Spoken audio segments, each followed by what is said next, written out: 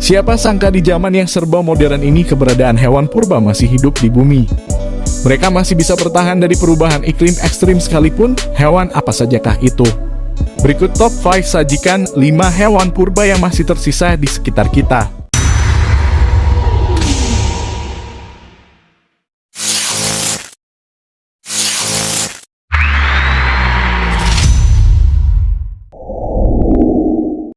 Yang pertama yaitu Nautilus. Hewan ini salah satu moluska yang telah ada sejak jutaan tahun yang lalu. Dari fosil yang ditemukan menunjukkan bahwa Nautilus tidak berevolusi banyak selama 500 juta tahun terakhir. Bahkan spesies tertentu ukurannya mencapai lebih dari 2,5 meter. Dari masa ke masa hanya ukurannya lah yang banyak berubah, sampai sekarang hanya sebesar kira-kira 20 cm saja. Nautilus sendiri adalah moluska laut pelagis dari Nautilida, keluarga Cephalopoda. Setelah selamat dan relatif tak berubah selama jutaan tahun, Nautilus merupakan satu-satunya anggota hidup dari subkelas Nautiloida dan sering dianggap fosil hidup. Nautilus mempunyai bentuk yang mirip dengan bentuk umum untuk cumi-cumi, dengan kepala yang menonjol dan tentakel yang panjang, lembut, dan fleksibel. Nautilus biasanya memiliki lebih banyak tentakel dari Cephalopoda lainnya. Jumlahnya bisa mencapai hingga 90 tentakel. Tentakel ini dibagi menjadi 2 lingkaran dan tidak seperti tentakel cumi lainnya, mereka tidak memiliki pengisap dan berdiferensiasi serta ditarik. Radula yang luas dan khas memiliki 9 gigi. Tentakel menempel pada mangsa berdasarkan permukaan bergerigi mereka. Nautilus jantan dan betina bisa dibedakan dengan melihat susunan tentakel di sekitar kerucut bukalnya. Mulutnya seperti paruh burung beo yang terdiri dari 2 rahang yang masing-masing mampu merobek hewan makanannya, yang sebagian besar berupa krustasea, ikan dan beberapa makhluk lainnya. Platypus memiliki bentuk seperti gabungan dari bebek dan berang-berang, pertama kali ditemukan pada tahun 1799. Bahkan George Shaw, naturalis yang pertama menemukan platypus sendiri, mengakui bahwa platypus secara natural mirip seperti hewan artifisial alias buatan. Platypus berkembang biak dengan cara bertelur, namun hewan ini juga menyusui. Ia menyusui melalui kelenjar susu yang terdapat di sekujur tubuhnya. Susu yang keluar lalu terkumpul di bagian perutnya, dan dari situlah bayi platypus menyusu. Platypus juga salah satu hewan beracun. Mereka punya taji di kaki belakang mereka, dan melalui taji itulah platypus menyuntikkan racunnya. Racun tersebut tidak mematikan bagi manusia, namun cukup menyakitkan. Hanya platypus jantan yang beracun. Para ilmuwan berpendapat bahwa racun platypus terutama digunakan untuk saling bertarung dengan sesama pejantan pada musim kawin untuk mendapatkan pasangan. Platypus tidak mempunyai gigi. Mereka makan dengan cara menelan makanannya bersamaan dengan batu-batu kecil supaya makanannya lumat dengan bantuan batu-batu tersebut. Makanan platypus sendiri adalah cacing, udang, dan hewan-hewan kecil lain yang hidup di dasar sungai. Makanan platypus selalu masuk ke kerongkongan dan langsung diteruskan ke usus. Mereka juga tidak mempunyai lambung yang berisi asam lambung untuk mencerna makanan. Ilmuwan berpendapat bahwa hal itu karena makanan platypus umumnya kaya akan kalsium bikarbonat zat yang bisa menetralkan asam. Platypus bisa dibilang buta arah. Mereka tidak bisa melihat dan juga tidak bisa mencium apapun. Paruh platypus memiliki kemampuan elektroreseptor dan mekaноreseptor alias pendeteksi aliran listrik dan pendeteksi gerakan. Sensor tersebut yang membuat mereka bisa tetap mendeteksi gerakan di dasar sungai untuk mencari makan. Keberadaan tikus gajah terakhir kali dicatat secara ilmiah pada tahun 1970-an, sehingga ia disebut sebagai spesies yang hilang. Spesies itu ditemukan kembali dalam keadaan hidup dan sehat di Djibouti, sebuah negara di tanduk Afrika, dalam satu ekspedisi ilmiah. Celurit gajah atau senyi bukanlah celurit atau gajah, tetapi berkerabat dengan aardvark gajah dan manata atau lembu laut. Mereka memiliki bentuk hidung yang khas seperti belalai yang digunakan untuk memakan serangga. Terdapat 20 spesies senyi di dunia, dan senyi Somalia dengan nama latin Lepantulus survoili adalah salah satu yang paling misterius. Spesies ini diketahui sains hanya dari 39 individu yang dikumpulkan puluhan tahun lalu dan disimpan di museum.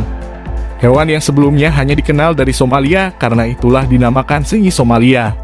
Stephen Heritage, seorang peneliti di Duke University Lumur Center di Durham, AS dan anggota ekspedisi ke tanduk Afrika pada 2019, mengatakan ia sangat senang bisa menempatkan spesies tersebut dalam radar pencarian. Para ilmuwan telah mendengar laporan penampakan di Djibouti dan Hossein Rayaleh, seorang ahli ekologi dan konservasi asal Djibouti yang bergabung dalam perjalanan tersebut, yakin bahwa ia pernah melihat hewan itu sebelumnya.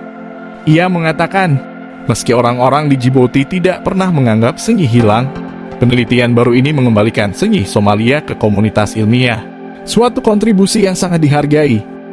Senyi Somalia adalah salah satu dari 25 spesies hilang yang paling dicari menurut Badan Amal Konservasi Margasatwa Global.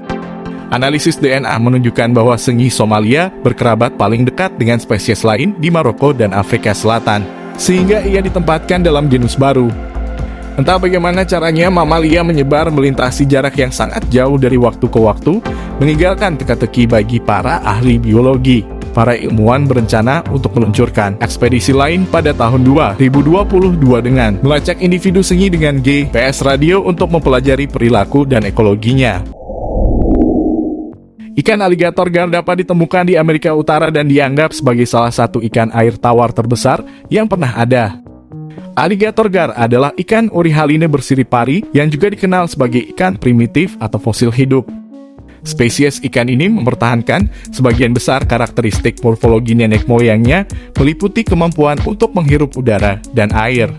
Dengan menelusuri catatan fosil, asal-usul ikan aligator gar sudah ada sejak lebih dari 100 juta tahun yang lalu. Ikan ini bisa tumbuh hingga 3 meter dengan berat mencapai 350 pon. Ikan yang memiliki nama ilmiah Spatula atracosus ini tidak ada hubungannya dengan aligator. Di Amerika Utara, aligator gar menghabiskan hampir seluruh waktunya di air tawar. Mempunyai kepala mirip buaya dengan gigi tajam yang memudahkan ikan predator ini memangsa hewan hidup. National Geographic menuliskan, kerabat prasejarah dari spesies ini pertama kali muncul 157 juta tahun lalu yang tersebar di banyak negara. Meskipun secara historis ikan aligator gar ditemukan di seluruh lembah sungai Mississippi, bahkan ada yang sejauh utara Iowa dan barat Kansas dan Nebraska. Tapi saat ini aligator gar hanya ditemukan di Amerika Utara dan Amerika Tengah. Ikan aligator gar kini hanya hidup di lembah sungai Mississippi yang lebih rendah, dari Oklahoma bagian barat, Arkansas bagian utara, Texas, sebagian Meksiko bagian selatan, dan timur ke Florida. Mampu mentolerir air payau bahkan air asin, tapi lebih suka hidup di aliran sungai besar, rawa, dan danau. Aligator gar memiliki kantung udara yang tebal, kenyal, dan sangat vaskular. Kantung udara ini berperan seperti paru-paru, memungkinkan ikan aligator gar bernapas di perairan dengan oksigen rendah. Katak lukis hula atau katak hula dianggap punah sampai ditemukan kembali pada tahun 2011. Para ilmuwan awalnya percaya bahwa kata ini telah ada selama 15.000 tahun.